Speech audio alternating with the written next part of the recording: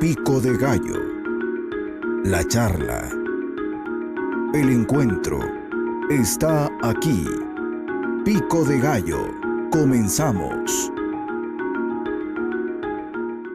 ¿Qué tal? Muy buenos días. Estamos nuevamente en el programa Pico de Gallo.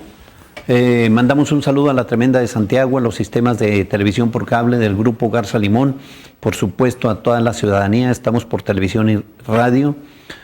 Un servidor, Carlos Garza Limón, y tal como lo hemos venido anunciando en estos últimos días, nos encontramos con el senador José Rosas Aispuro Torres.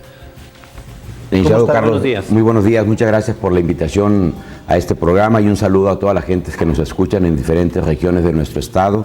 Gracias por esta oportunidad de podernos comunicar con nuestra gente de Durango. Buen día para todos. Hemos estado entrevistando en este espacio, justamente en estos últimos 2 sábados, a candidatos o aspirantes a ser candidatos por diferentes partidos a la gobernatura. El sábado pasado recibimos un WhatsApp señalando que por qué no entrevistábamos a José Rosas Aispuro. Y bueno, a petición de la ciudadanía es la invitación, y obviamente por toda la trayectoria política y por sus aspiraciones a la gobernatura por el Partido Acción Nacional. Cosa que le agradezco mucho al público que haya hecho esa petición, porque si no, nada, de lo contrario no tendría el espacio. No, muchas gracias. No, gracias, en atención a la ciudadanía, gracias. Y por supuesto, pues Durango es un estado hasta ahorita priista, y bueno, pues se supone que su postura y su necesidad de saber de los candidatos o aspirantes priistas pues es importante, ¿no? Sin embargo, bueno, Rosas Aispuro tiene un recorrido político interesante. Ha sido diputado local, presidente municipal, diputado federal, senador, que es actualmente. Una historia política interesante, dirigente del Partido Revolucionario Institucional. ¿Cuántas elecciones lleva ganadas?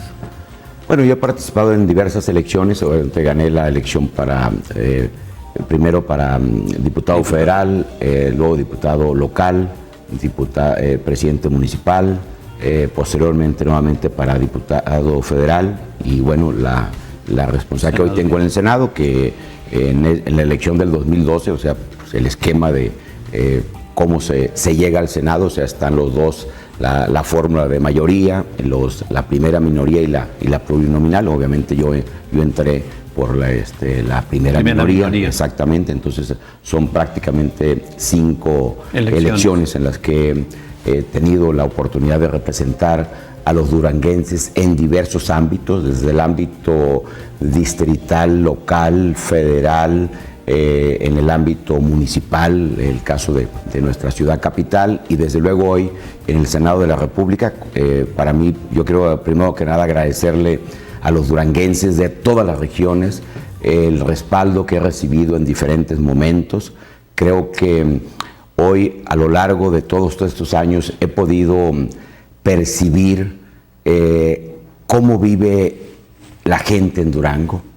He conocido a la gente, sé de sus necesidades, y yo les diría, muchas de esas necesidades yo mismo he sido parte de ello, las he vivido en carne propia. Nada de las situaciones difíciles, críticas que vive una familia me han sido ajenas, y eso me ha permitido tener la sensibilidad para entender, para comprender, porque a veces para sentir las cosas hay que vivirlas. Y yo lo que puedo decirles es que las he vivido, pero la experiencia que he tenido a lo largo de muchos años en el servicio público, pues me ha permitido tener una visión, reitero, no solo de la problemática local de nuestro estado, sino de la problemática nacional. Y hoy, debo decirlo, en el Senado de la República me ha dado la oportunidad de conocer más de cerca la problemática internacional. El Senado de la República, además de la función de carácter legislativo que tenemos los senadores junto con los diputados, o sea, somos los responsables de crear, de modificar las normas jurídicas, o sea, las leyes, pero además de eso el Senado tiene una responsabilidad, una función específica, que es una facultad exclusiva, así como la Cámara de Diputados tiene la facultad exclusiva de aprobar, por ejemplo, el presupuesto de egresos, el Senado tiene la facultad exclusiva de darle seguimiento a la política internacional que dicte el Ejecutivo Federal. Y en ese sentido, como senador y obviamente como vicepresidente de la mesa directiva por cuarta ocasión, me ha permitido participar en diversos foros de carácter parlamentario y llevarnos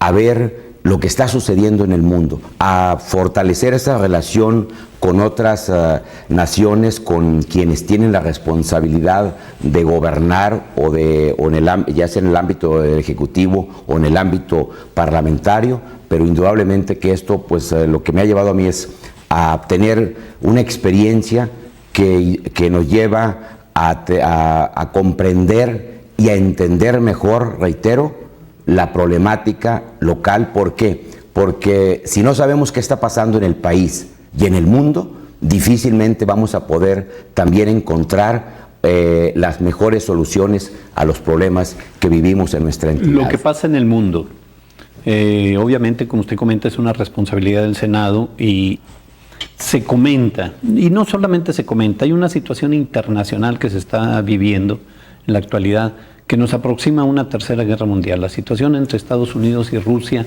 China, cada vez se torna más difícil, más conflictiva, sobre todo en las fronteras de Rusia, a través de Ucrania, donde estamos viviendo prácticamente ya una guerra fría, pero por los aliados de uno y otro país se torna, cada vez se ve más próxima una guerra mundial, todos los días en posibilidades de estallar. ¿Cuál es su punto de vista? Mira, yo creo que desde la responsabilidad que nosotros tenemos en el Senado, participamos en diferentes foros internacionales. Uno de estos organismos es precisamente las Naciones Unidas, la Organización de las Naciones Unidas, y en la ONU se han hecho diversos planteamientos para buscar precisamente distensar esas situaciones que se viven hoy en diferentes regiones del mundo, y efectivamente la diplomacia parlamentaria lo que busca es generar esas condiciones de mejor diálogo, de una mejor relación. Obviamente que México pues es una voz más en los aproximadamente casi 200 países que conforman la Organización de las Naciones Unidas, que son miembros de ella, y que obviamente lo que nosotros vemos hoy es que la ONU tiene que actuar con mayor determinación, que este organismo creado en 1945 realmente podamos darle la confianza, pero también que tenga la capacidad de tomar decisiones, y la función de este órgano es precisamente mantener esa armonía, la paz en el mundo. Ha logrado en algunas regiones, en algunas circunstancias, pero me parece que hoy efectivamente se requiere una participación mucho más activa, no solo de quienes conforman hoy quien dirige el secretario general de la ONU, sino también de todos los países que conformamos parte de ello. Obviamente que cada país, México, por ejemplo, la política internacional de México es el respeto a las decisiones que toma cada país. O sea, somos un país que como parte de su política internacional es el respeto a las naciones, la determinación de que cada país decida, pero obviamente que a todo mundo, todos debemos estar interesados en buscar que se pueda mantener o recuperar esa tranquilidad, ¿Visualiza esa paz. usted la posibilidad de una guerra mundial? Yo veo que el mundo vive problemas muy serios, no solo de problemas de carácter entre países por la lucha del territorio, por la lucha por la economía por el petróleo hoy en día, que ha sido una de las luchas de muchos años y lamentablemente sigue siendo hoy en día, sino también indudablemente que la parte económica pues juega un papel muy muy importante en esto. Entonces sí hay una situación tensa en algunas regiones del mundo. Que puede desatar una guerra mundial. Aunado a la situación económica que se vive en muchas regiones del mundo, donde hay familias, personas que no tienen la posibilidad más que de tomar algún alimento al día, y eso indudablemente que está llevando a que la situación que se vive en el mundo sea más tensa. Yo creo que hoy México, a través de este organismo en el cual somos miembros de la ONU, debemos de, o sea, no solo el Ejecutivo, sino también obviamente en este caso el Poder Legislativo y particularmente el Senado, sí tenemos que pedir que haya mucho más firmeza en las determinaciones que se tomen, conscientes de que nosotros no podemos intervenir en la vida interna de otros países, pero sí podemos sugerir que haya indudablemente pues el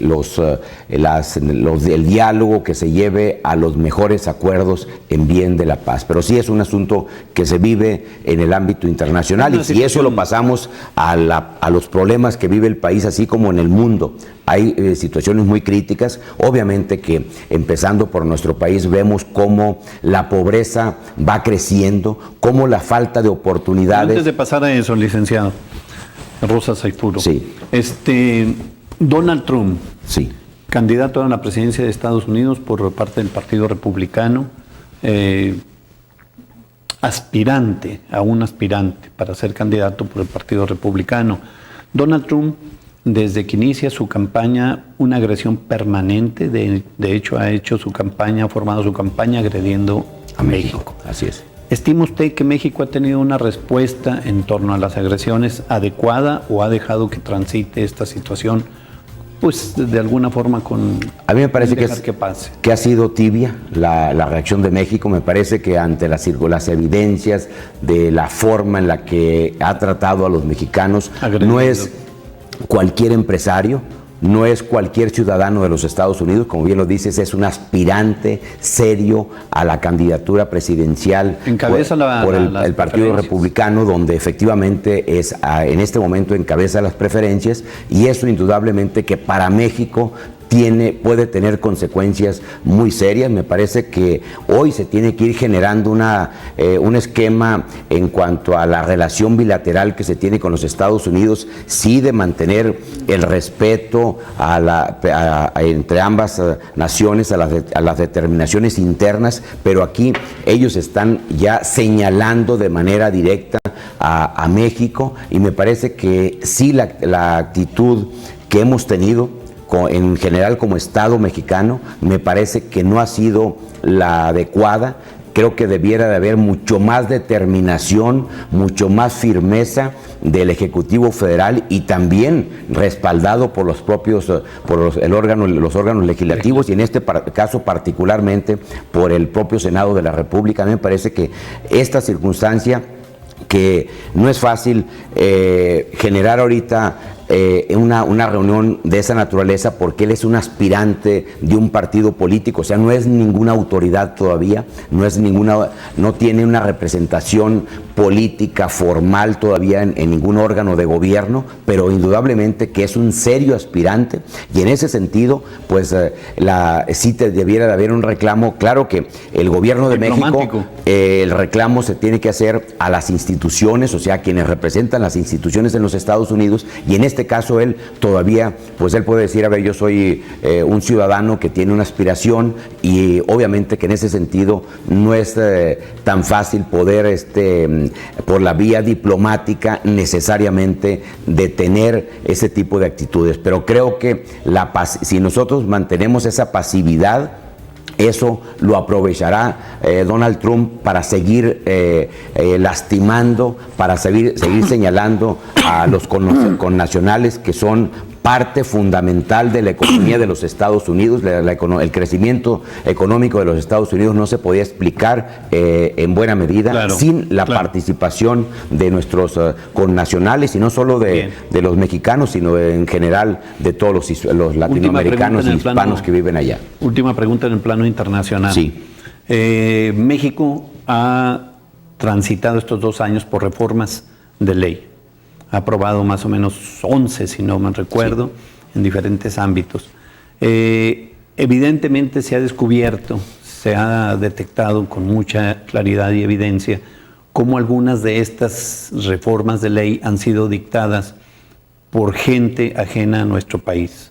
Ejemplo, Hillary Clinton, que estuvo manejando asesores para la reforma energética. Nuestras reformas, ¿en qué medida favorecen a nuestra ciudadanía, a nuestro país?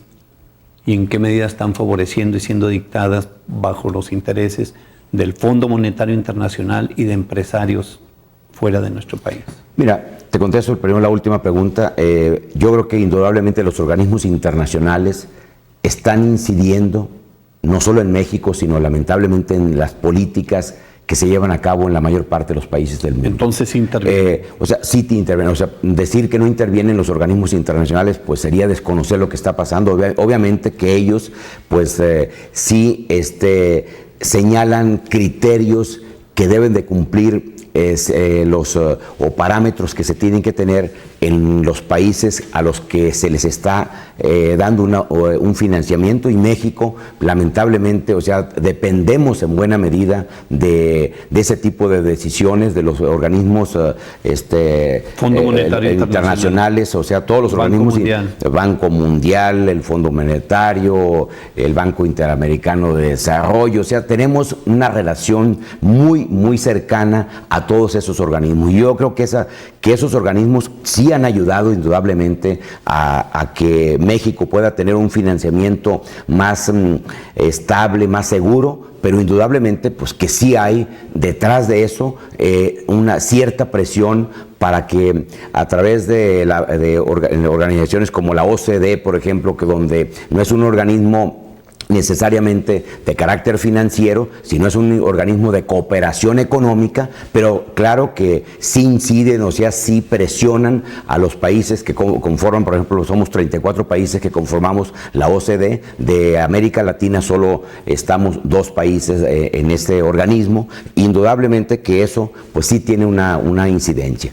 Y la parte de cómo han impactado las reformas que se han hecho, mira, yo creo que México durante varios años no se pudieron llevar a cabo diversas reformas que el país requería.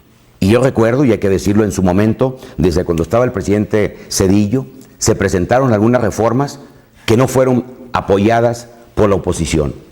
Llega el Partido de Acción Nacional al poder, y las propuestas que en el gobierno anterior se habían planteado, las vuelve nuevamente a plantear el Partido de Acción Nacional, y lamentablemente no hubo ese respaldo para que éstas pudiesen salir. Entonces, yo diría que tuvimos una etapa de 12, 18 años en las que pudimos haber avanzado más en reformas, no necesariamente en el sentido que hoy se han dado, pero creo que parte de eso, de los criterios que con los que se hicieron estas reformas, se debieron de haber tomado en cuenta en su momento. No haber hecho las reformas nos llevaría a tener un país en condiciones más críticas. Yo creo que las reformas todas son perfectibles.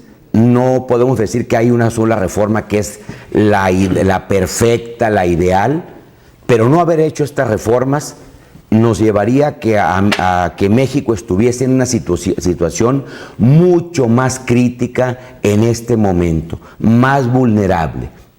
¿Qué es lo que sí debo de reconocer?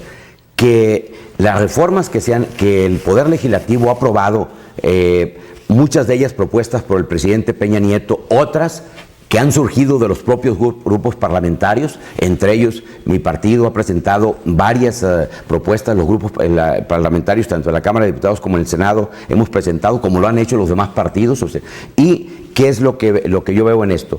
Que estas reformas no se han ejecutado en los términos en que se aprobaron. Yo creo que el problema es cómo poner en práctica realmente estas reformas. Ahí es donde yo veo el mayor problema. O sea, el legislativo, ¿qué hizo?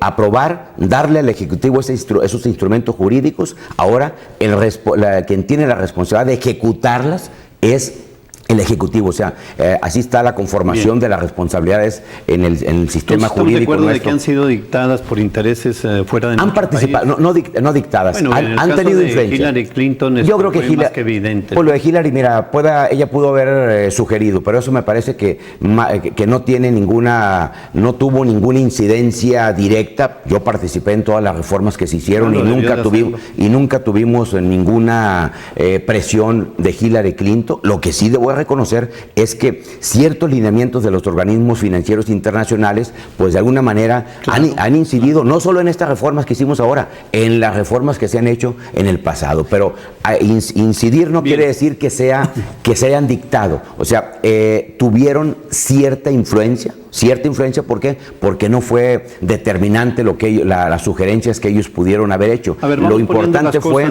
la decisión que se tomó aquí, y yo lo que finalmente diría sobre este tema, lo mejor que pudimos haber hecho es haber aprobado estas reformas. No haberlo hecho, hoy el país estaría en una situación financiera y por ende económica todavía más vulnerable, que no han dado los resultados que se esperaban. Las reformas ciertamente no han dado los resultados, ese era el problema desde un principio. pero estas tendrán que dar resultados en algún momento. O sea, no tener este instrumento ese es un jurídico. acto de fe, ¿no? No de fe, porque ya muchas cosas ya están, algunas ya se están empezando a sentir. Por ejemplo, la reforma en telecomunicaciones, bueno, excepción de esa, la reforma energética, ligeramente se ve que podrán empezar a bajar las tarifas de energía eléctrica en el 2018. Sí, efectivamente, por eso se supone que ya debieran de haber iniciado. Empezó ya en el sector industrial de manera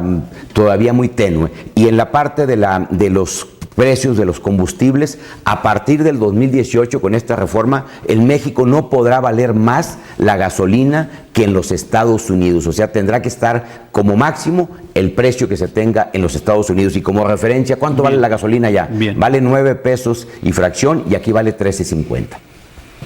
Hay una diferencia enorme. Entonces, si logramos eso, yo creo que en un futuro, lamentablemente, no están dando los resultados con la rapidez que se quisiera, pero no haber hecho esto, estaríamos en una situación mucho peor. Yo creo que la decisión fue buena. Establecemos un criterio clarificando que usted mismo lo dio, nada más para definir y concluir con la política internacional y todas las reformas. El Fondo Monetario Internacional, entre otros organismos crediticios, como el Banco Mundial de Crédito, al hacer préstamos a diversos países, pone condiciones para estar en posibilidades de recuperar su inversión. Así es. Y dentro de las condiciones que pone son las reformas de ley que propicien y que estén en condiciones de poder recuperar sus préstamos. Entonces, es la forma que en el mundo ha estado utilizando para llevar a cabo estos préstamos. Un ejemplo dramático lo podemos ver en España, cómo quedó la gente en un desahucio, en una situación económicamente crítica. Esto es una política mundial que ha venido aplicando el Fondo Monetario Internacional, fundamentalmente, que está llevando a todos los países a la ruina. No veo ningún solo país en el mundo que haya tenido éxito bajo la política del Fondo Monetario Internacional.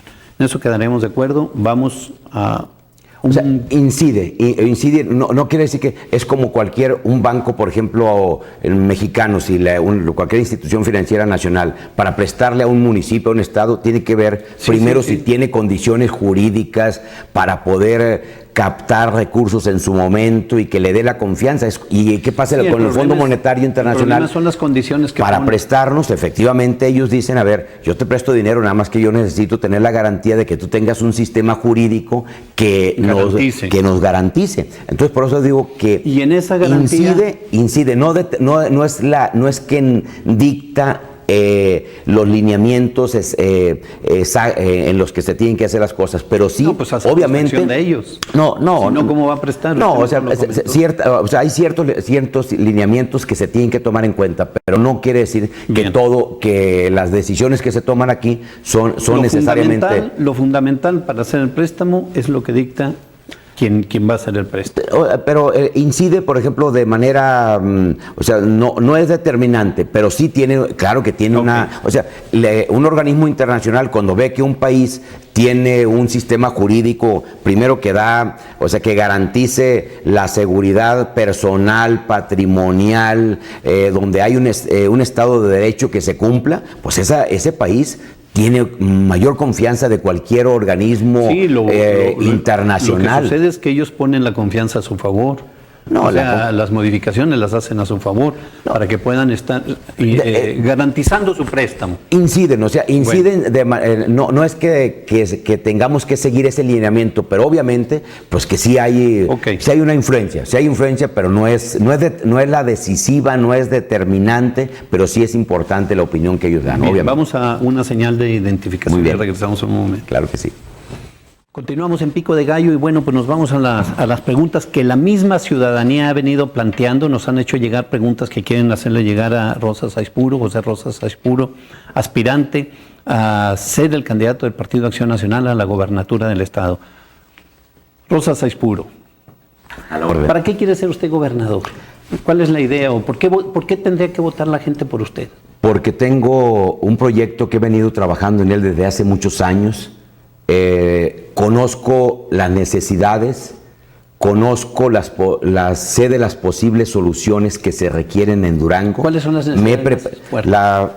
Primero la economía, o sea, la gente no hay los empleos que se requieren, y los empleos que se tienen son empleos en buena medida mal pagados, o sea, con bajos salarios. Somos de los estados que tenemos los salarios más bajos. Yo creo que el problema número uno en Durango indudablemente es la situación económica de las familias. Luego, la inseguridad sigue siendo un asunto que inquieta. Hay que reconocer que hoy tenemos mejores condiciones que las que de hace algunos años. Han bajado los llamados delitos de alto impacto, pero ¿cuáles no bajan? Los delitos de carácter patrimonial, como son el robo en casa habitación, el asalto, el robo a vehículos, o sea, ese tipo de delitos lamentablemente no han bajado. Entonces, ese es un tema muy importante. Durango, yo creo que hoy un tema fundamental es cómo tener instituciones de educación, primero instituciones más libres, instituciones que realmente dejemos que los universitarios, que la comunidad tecnológica y todas las demás instituciones de educación, no solo la de educación superior, sino todas desde la media superior y desde luego las instituciones que más prestigiadas en Durango, tenemos que dejar que haya más libertad para que se tomen las decisiones. El gobierno lo que tiene que hacer es apoyar a estas instituciones para que mejore la calidad, para que podamos también orientar la vocación, la educación de acuerdo a las vocaciones económicas del Estado. O sea, necesitamos generar profesionistas de acuerdo a las necesidades laborales que tenga cada región del Estado. El tema de la Trabajo, salud, seguridad, el tema de la salud es un tema muy preocupante. Yo voy a las comunidades y la gente me dice, oiga, aquí viene el médico el martes, se va el jueves o el viernes, y los fines de semana no hay quien atienda a una persona en las comunidades. O sea, está la infraestructura de hospitalaria en muchos casos, pero lamentablemente no hay la atención médica, no hay la medicina que se requiere. O sea, me parece que el programa del Seguro Popular, que en su momento fue un programa muy bien definido, o sea, con un objetivo muy claro, este programa tenemos que hacer que de veras funcione, que la gente sepa que lo que le decimos, que si va y se inscribe al Seguro Popular, a qué tendrá derecho, y que tenga derecho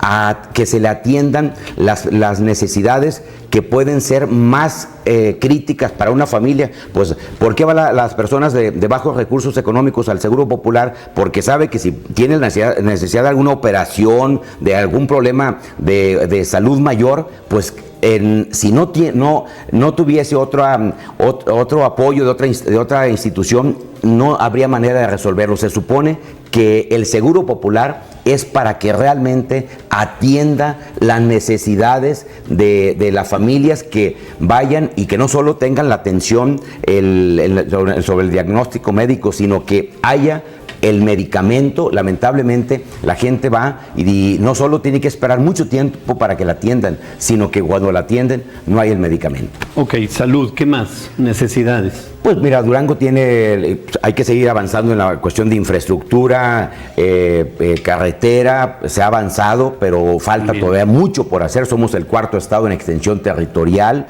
Tenemos que generar en el campo, yo veo un campo abandonado. La verdad es que a los campesinos se les ha engañado, se les ha dicho, ahora sí, los apoyos llegarán de manera directa. Me parece que el problema es que se siguen manejando los recursos del campo, como muchos otros, con un criterio político electoral. Y necesitamos que haya un proyecto incluyente en el que se atienda a todos por igual. Durango requiere de una verdadera reconciliación política en la que el gobierno atienda no solo a los que militan en el partido que lo haya llevado al poder o los partidos, sino que atienda a la sociedad. Necesitamos un gobierno que realmente tome en cuenta a todos los sectores de la sociedad y no solo que se gobierne escuchando a una parte de la misma. Creo que Durango le urge que tengamos un proyecto primero de reconciliación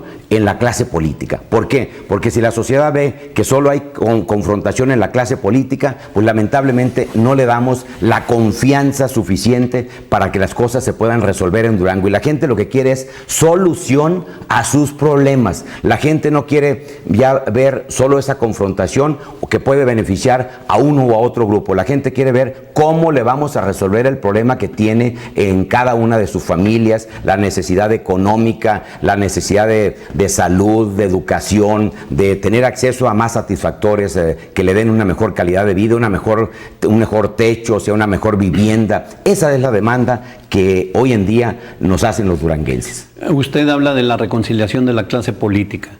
¿Usted está resentido políticamente con el PRI?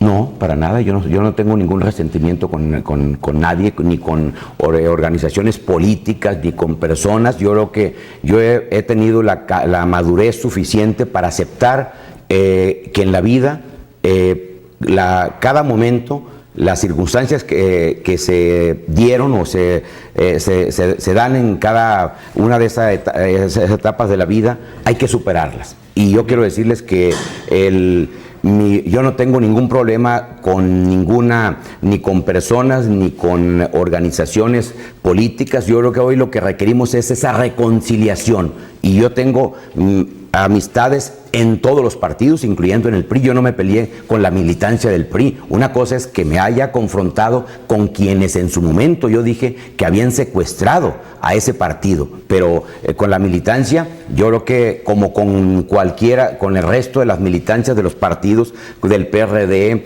con la gente del PT, obviamente, y yo le reconozco al Partido Acción Nacional que me haya abierto las puertas, y no solo que me haya abierto las puertas, que me haya tomado como uno de ellos, como una gente que tiene la capacidad de entender la problemática, las necesidades de ese partido, pero sin dejar de ver que hoy lo que se tiene que buscar es la suma de esfuerzos. Hoy no solo podemos pensar en que se tiene que llevar a cabo un proyecto que le beneficie solo a un partido. Tiene que haber proyectos en los que los partidos y sobre todo los ciudadanos deban de estar representados. Hoy la gente ya no quiere ver solo que sean los intereses de los partidos los que se puedan beneficiar, sino que lo que quiere ver es que la voz ciudadana es la que se tome en cuenta, y a mí me queda muy claro que ese es el reto que tenemos hoy en Durango, de un proyecto incluyente, un proyecto en el que los ciudadanos que militan y los que no militan en los partidos puedan ser tomados en cuenta. Hace 5 años la fricción electoral propia del proceso electoral donde usted participó le llevó a una confrontación muy intensa, fuerte a nivel de demanda jurídica con Ismael Hernández de Heras. Dentro de este proceso de recomposición de su relación, ¿qué relación tiene en la actualidad como compañero y como persona? De respeto total, de respeto, y yo estoy totalmente abierto a sumar, a buscar la suma de esfuerzos con cualquier actor político en aras de que a Durango le vaya mejor. O sea, si hay que trabajar en proyectos con cualquier actor político que eso le beneficie a los duranguenses, yo estoy dispuesto a ello. Perfecto. Totalmente dispuesto. Con el gobernador Jorge Herrera Carmena. Ha habido total respeto a su gobierno. Yo creo que yo pude haber actuado de otra manera, pero me parece que en política tenemos que saber entender los momentos. Yo en su momento dije que no estaba de acuerdo con la decisión que había tomado el órgano jurisdiccional en materia electoral, pero que más sin embargo, como una persona que cree en el derecho, como una persona que respeta las instituciones, y dije, por no confrontar a los duranguenses, no estoy de acuerdo con la decisión que tomó, más sin embargo, la respeto y he sido totalmente respetuoso. Yo he estado dispuesto a colaborar con el gobierno estatal, con los gobiernos municipales, en aras de que sean los ciudadanos, de que sean los duranguenses los que puedan ganar con ese tipo de relación. Su relación con Leticia Herrera Ale, senadora también. Leticia Herrera, hemos trabajado muchos proyectos en diferentes momentos de la vida política. No solo es mi compañera en el Senado, yo diría que tengo una relación de amistad, una relación en la que nos permite ver que cuando hay un tema que se relaciona con nuestro Estado, indudablemente que hemos estado siempre solidarios en esa situación. O sea, con Leticia ha habido esa comunicación en la que no solo hemos presentado iniciativas juntos, hemos votado obviamente muchos proyectos de manera conjunta. Así es que creo que está muy claro, y eso tiene esa relación que personal se tiene que traducir también en un beneficio finalmente para los duranguenses. Bien. Manuel Espino. Manuel Espino hace algunos 15 días hizo declaraciones en el sentido de que él iba a intervenir en el proceso electoral para la sucesión gubernamental en nuestra entidad, porque había 2 senadores relacionados con el crimen. Señala a una senadora y un senador de oposición, obviamente en alusión directa por la forma en que lo expone a usted y a Leticia Herrera. ¿Cuál es su opinión? Mira, yo creo que se han hecho comentarios al calor del inicio del proceso electoral y me parece que aquí tenemos que buscar cómo todos le podemos aportar algo a Durango. Yo creo que los que participamos en política, yo creo que lo hacemos de buena fe. Yo espero que todos podamos tener esa voluntad y esa capacidad de sumar esfuerzos, y yo les diría en ese tema, a ver, si alguien tiene algún señalamiento contra Aispuro, pues que presente la denuncia. Yo estoy abierto a que se hagan las investigaciones que sean necesarias. Ahora sí que les abro la puerta de mi casa. Los duranguenses me conocen desde hace muchos años, saben quién soy, cómo vivo, y por favor, o sea, si alguien ha sido víctima de esas cosas, es Aispuro. O sea, si no, no tengo duda que el gobierno hoy lo encabezaría un servidor. Pero yo ya no quiero ver hacia atrás. Lo que quiero decirles a los duranguenses es que siempre mi conducta ha sido apegada a las normas, no solo éticas, a las normas de carácter moral, sino desde luego a las normas jurídicas. Soy una persona, un duranguense que conforma una familia como muchas familias que buscamos el bien de Durango, que buscamos actuar siempre en el marco de esa cordialidad, buscando aportarle a la solución de los problemas de nuestro Estado. Así es que ese tema, bien, para mí, a la hora que quieran, cualquier investigación, estoy totalmente abierto a ella. Si alguien tiene algo en contra de Aispuro, pues que presente la denuncia, que presente las pruebas. Así que no tengo ningún problema. Es un tema que no me inquieta en lo más mínimo. Al contrario, si todas las dudas que la sociedad pueda tener, si alguien coadyuva a que se disipen, bienvenidas. Bien.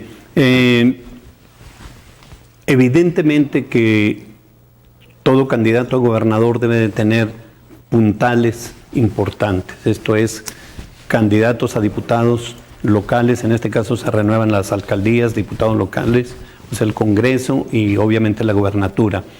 Se ha discutido mucho, ya casi en la certeza de que usted es el candidato por el Partido Acción Nacional a la gobernatura. Obviamente ahorita es aspirante, pero de llegar a ser usted el candidato, ¿quién le favorece más como candidato a la presidencia municipal, el doctor Enríquez o Jorge Salum? Mira, es una decisión que va a tomar primero mi partido, y yo espero que se pueda conformar. Yo espero que se pueda conformar una coalición lo más amplia posible, una coalición en la que no solo vayan los partidos, una coalición en la que vayan los ciudadanos, que esa es la mayor alianza que a mí me interesa, que podamos concretar, que los partidos sean el conducto para que los ciudadanos tengan voz, para que los ciudadanos puedan participar más. Yo seré respetuoso de las decisiones que tomen en su momento mi partido o los partidos que conformen una coalición, y yo creo que lo único que yo he pedido es que vayamos con las mejores mujeres y con los mejores hombres, con quienes realmente le generen mayor confianza a los ciudadanos, con quien realmente pueda ser una opción viable no solo para ganar, sino para gobernar. Alguien que realmente tenga la capacidad de entender la problemática que se tiene. Bien. Y que podamos trabajar juntos en la solución de los problemas que tiene Durango. Ese es mi anhelo, esa es mi aspiración de buscar, de llegar al gobierno para trabajar por la gente, para resolver muchas de las necesidades, de las inquietudes que hoy sigue manifestando la gente. Bien, su relación con Gonzalo Yáñez. Es mi amigo. Gonzalo Yáñez. ¿Ha tenido pláticas con él? Es mi amigo, yo siempre he tenido diálogo con él, y obviamente que en esta etapa no ha sido la excepción. Claro que es mi amigo Gonzalo Yáñez. Como lo son los demás actores, como lo es el doctor José Ramón, como lo es obviamente Jorge Salum, que además es un militante de mi partido. Bien. ¿Cuál sería la diferencia en dado caso de que usted llegara a ganar la gobernatura entre un gobierno panista y un priista? Primero, este sería un gobierno incluyente, un gobierno abierto a la sociedad, donde no solo sea la voluntad o de un partido la que impere, sino que podamos escuchar a todos los partidos y escuchemos principalmente a la sociedad. ¿Cuál sería la característica de encabezar un gobierno, sí, con un sentido social, pero con una visión de cómo transformar la economía del Estado, cómo industrializar este Estado para que podamos generar mejores oportunidades para los jóvenes que hoy estudian? Eso lo dicen también los priistas. Pues sí, nada más que lo han hecho. O sea, yo creo que, a ver, la diferencia está en que yo lo que he planteado, muchas cosas que planteé las han retomado, y qué bueno que las han retomado otros gobiernos, pero ¿las han hecho? Yo creo que ahí está, bueno, la sociedad es la que debe saber si las cosas se han hecho o no. ¿Usted sabe que se han hecho? Yo creo que cuando he tenido la oportunidad de cualquier responsabilidad pública, siempre he actuado con un gran sentido de responsabilidad. Jamás le he mentido a la gente, jamás he tratado de ganarme la confianza presentando propuestas o proyectos que no tengan sustento. Creo que conozco muy bien esta realidad de Durango, tengo muy claro qué es lo que necesita Durango, y yo creo que esta es la etapa en la que Durango tiene la gran oportunidad de poder dar ese salto en el crecimiento económico, en la integración social, en la que los duranguenses podamos nuevamente volver a convivir como una familia, en la que no sea la confrontación el signo de un gobierno. Entonces, la confianza sería su palabra y su historia política. Soy una gente que creo que hablan los hechos más que las palabras. Perfecto. ¿Constituiría usted, de llegar a ganar, un gobierno plural integrado por las fuerzas y actores políticos? Indudablemente, sin lugar a dudas. Un gobierno con un sentido más ciudadano, donde existen los partidos, pero también donde esté la voz de los que no militan en ningún partido y que también tienen los mismos derechos de participar, de opinar en las decisiones públicas. Echaría mano de echaríamos mano de todo mundo, de los mejores, plural. Las mejores mujeres y los mejores hombres, indudablemente de acuerdo al perfil profesional de cada quien. De manera rapidísima, ya por razones de tiempo, porque ya no están haciendo señales. La situación de la Casa Blanca que de la casa de Peña Nieto. ¿Cuál es su opinión? Mira, yo creo que fue algo que lastimó mucho a la sociedad. Yo creo que el presidente, indudablemente que ese tema, pues, le quitó, le restó confianza ante la sociedad, y eso creo que no es deseable para nadie. O sea, nosotros, ¿qué necesitamos? Un presidente fuerte, y por eso hemos apoyado, en el caso del Partido Acción Nacional, hemos apoyado varias de las propuestas del presidente Peña, porque lo que necesitamos es que el gobierno tenga los instrumentos para resolver los problemas. No le apostamos a que le vaya mal a este gobierno, le apostamos a que el gobierno tenga la capacidad de resolver los problemas, y obviamente que situaciones de esa naturaleza, pues yo lamento mucho que se hayan generado, que la sociedad haya tenido pues esa percepción. ¿Por qué? Porque eso ha lastimado a la sociedad, y obviamente que con esto hemos perdido todos los mexicanos. Ayotzinapa. Es un tema que, por cierto, hoy estamos cumpliendo un año. Yo creo que esa es una muestra de las fallas que se tienen a veces en las instituciones cuando no se actúa con la oportunidad que se requiere. Yo creo que en este caso, quien dice el presidente es el responsable, me parece que las instituciones encargadas en su momento de haber actuado con esa oportunidad no lo hicieron con esa rapidez, y obviamente después el problema pues le llega al presidente, pero es un asunto que lastima a todos los mexicanos. Pero yo diría, no solo están los de Ayotzinapa, hay muchas otras familias que se quedaron sin saber dónde están sus familiares, si viven o mueren. Y creo que qué bueno que ahorita estemos ocupados en darle respuesta a las familias de los jóvenes de Ayotzinapa, pero también debiéramos de estar ocupados en ver qué es lo que ha pasado en diferentes partes del territorio nacional, empezando por nuestro propio estado, y en esa parte decirles que estamos trabajando ya en un proyecto para la ley de la desaparición forzada de personas, que es el instrumento jurídico que generaría las condiciones legales de poder actuar con mayor oportunidad en casos de esta naturaleza. De llegar a usted a ganar, desataría o habría lo que se llama cacería de brujas, emprender una acción de ese tipo, metería gente al bote que haya obrado mal en este sexenio. ¿Cuál sería el actuar respecto a ese tipo? Ninguna cacería de brujas.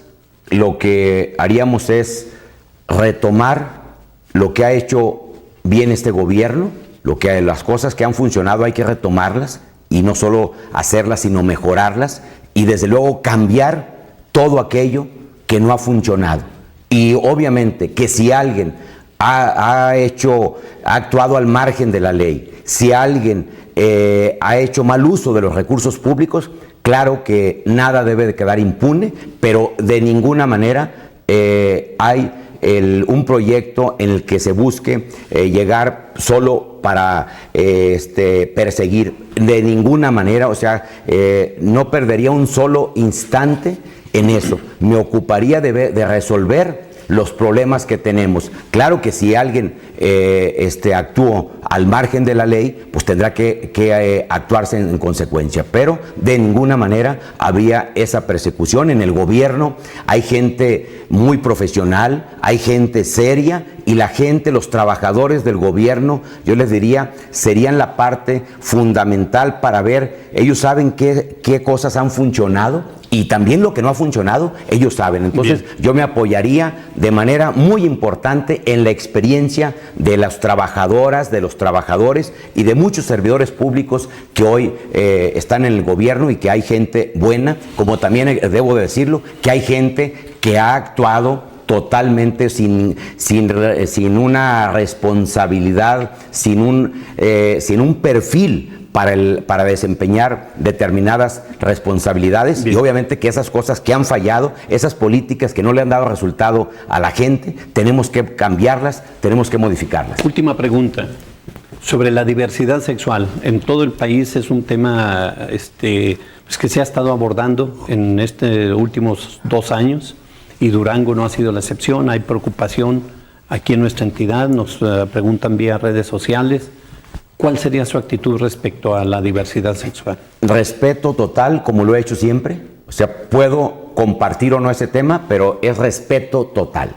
O sea, creo que hoy tenemos que entender que la nueva dinámica que se vive no solo en el ámbito nacional, sino internacional, es de respeto pleno a los derechos de las personas. Y en esa parte, respeto absoluto a las decisiones de cada persona. Los dirigentes de estas organizaciones se han quejado de que en el Congreso del Estado han trabado ahí todo las reformas.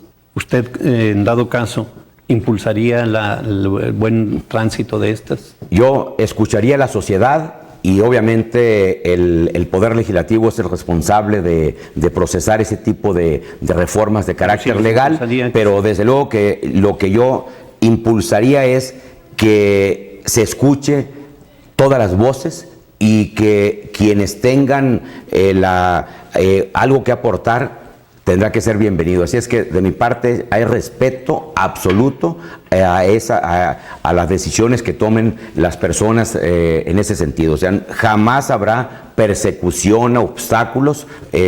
Una cosa es que comparta o no, esa es una situación, lo personal, ese es otro asunto, pero en la vida pública, indudablemente que respeto absoluto y lo saben ellos, con quienes he tenido la oportunidad de platicar en diversos momentos a este tipo de organizaciones. Siempre les he manifestado lo que he dicho, lo he realizado en los hechos. O sea, no ha sido solo un discurso, sino ha sido realidad. Cuando hemos tenido que votar asuntos de esa naturaleza en el Congreso, ha sido respeto absoluto a los derechos que tienen ellos como seres humanos. Licenciado José Rosas Aispuro Torres, ya doctor, ¿verdad?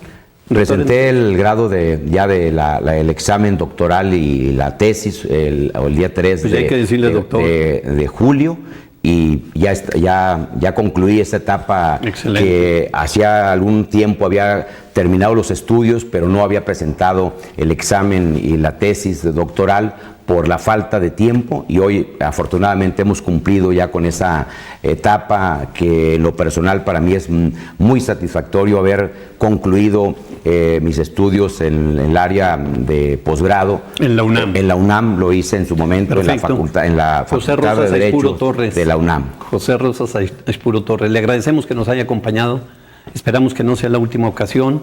Hay muchas felicitaciones en las redes sociales y a través del WhatsApp de la empresa, que se las haremos llegar porque ya no nos alcanza el tiempo. No, pues al contrario, muchas gracias al licenciado Carlos Garza Limón y a la empresa por abrirnos siempre las puertas para poder comunicarnos con la sociedad, y a quienes hoy nos escucharon, a quienes hoy nos vieron por televisión, les mando un saludo con el afecto de siempre, y les reitero mi compromiso, mi disposición de seguir trabajando por Durango, de seguir trabajando por ellos, y las opiniones que tengan, en el sentido que sean, a favor o en contra, para mí siempre serán muy alentadoras y nos ayudarán a tomar en su momento las mejores decisiones. Bien. Así es que buen día para todas y para todos los que nos escuchan y nos ven en esta bonita mañana. José Rosas Aispuro Torres, aspirante por el Partido Acción Nacional a la gobernatura del Estado, estuvo con nosotros. Le agradecemos que nos haya acompañado, y por supuesto a ustedes, público televidente y radio escucha, pues les agradecemos que hayan estado con nosotros. Esperamos la próxima semana tenerle otro pico de gallo de su agrado. Un servidor, Carlos Garza Limón, nos despedimos de ustedes. Que tengan muy buen día.